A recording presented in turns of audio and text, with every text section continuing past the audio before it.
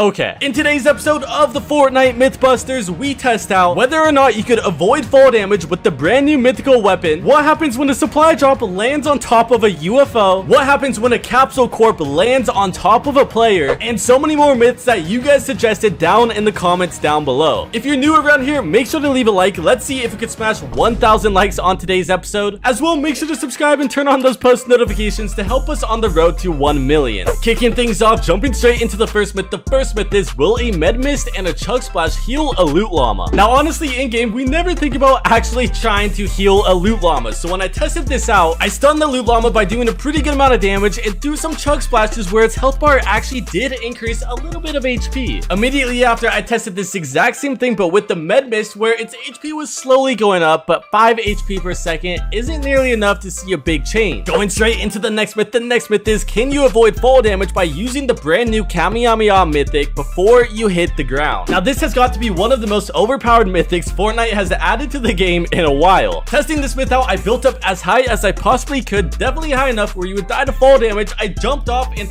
before I was about to hit the ground, I activated the mythic where it used its ability in the sky. I fully destroyed a building, landed on the ground, taking 0 fall damage. This is definitely something great to keep in mind, and this is pretty overpowered. Going into the next myth, and a great myth. This myth is, can you break through structures with the force from launching with the Nimbus Cloud? Now, the Nimbus Cloud is pretty similar to the mythical witch broom that used to be in Fortnite, as well as a few other mythical weapons where when you would launch, you would destroy straight through buildings. Unfortunately though, this is not the case with the Nimbus Cloud. You will not destroy straight through a building, but the explosion from the initial launch will destroy about like a 3x3 area on the ground beneath you. I wouldn't necessarily rely on the Nimbus Cloud to get you out of a build fight, but it definitely could do some damage and stun a few players. Going into a very interesting myth. This myth is, can you grow a new reality seed plant in the battle labs and then transfer it into a normal Fortnite game? This is definitely great to keep in mind because the reality seed plants, they actually do give some pretty decent early game loot, especially if you drop your plant in a pretty secluded place. I was in a battle labs game, I got a plant, and I threw it on the ground where it immediately would disappear. It wouldn't show any error message, but it just wouldn't appear. Right afterwards, I went into a normal game of Fortnite and went to exactly where I threw down the reality seed, where the plant was not there,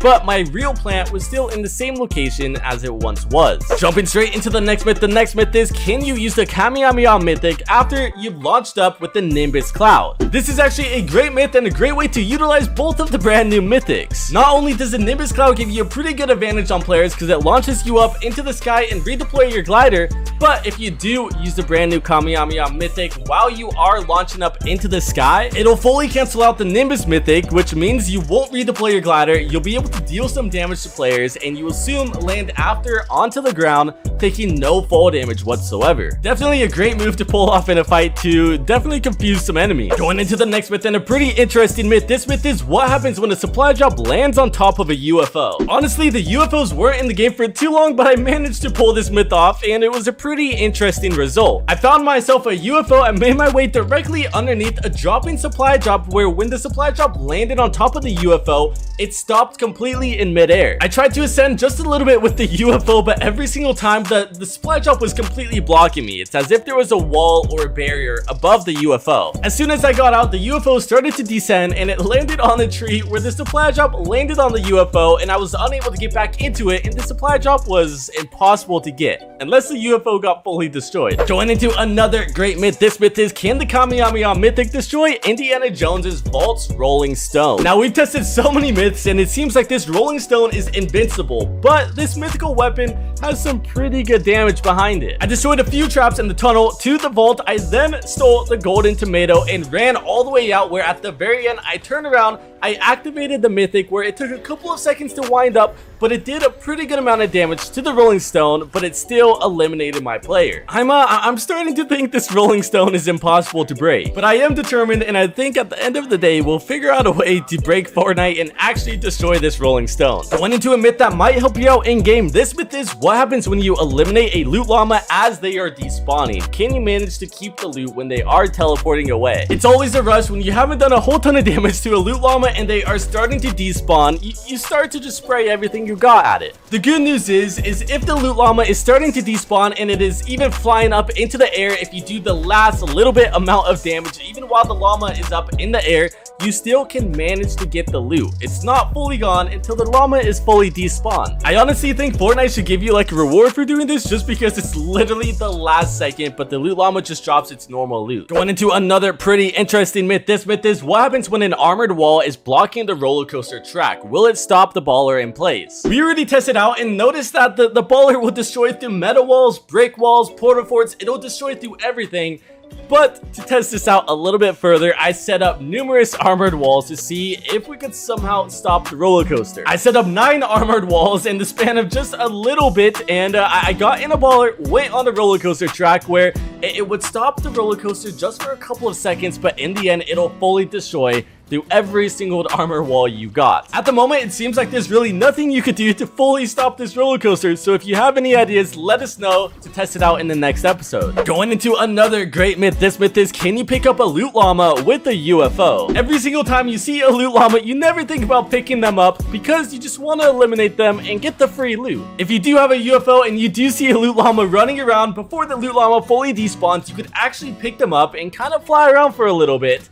And if you do drop them, they will land on the ground, take a little bit of damage, and it'll stun them. Keep in mind though, if you do hold the loot llama for a little too long and the loot llama does despawn, even though you are a pretty good distance above the rift, it'll pull you in and it'll teleport you up into the sky, dropping the UFO just a little bit. The rift from there will also close up a little bit afterwards too. Going into a pretty interesting myth and one I've never thought about before. This myth is, will the gas pump gauges change while you're refueling a car in Fortnite? This is pretty interesting because all of us have visited the gas stations in Fortnite to refuel our vehicles, but never noticed that there's actual gauges on the pump that show how many gallons you're putting into your vehicle. I tested this out by refueling not only 1 but 2 different vehicles, as well as just using the gas pump on the ground, and the gauges never seem to increase. This would be a pretty cool animation though. Going into a very interesting and difficult myth to pull off. This myth is, what happens when a Capsule Corp lands on top of a player while it is flying? Now in the brand new update, the Capsule Corps will land on the ground, but they do spawn in from the sky, kind of like the Marauders that used to be in the game. This took so many different attempts to do, and I had so many very close attempts where the Capsule Corp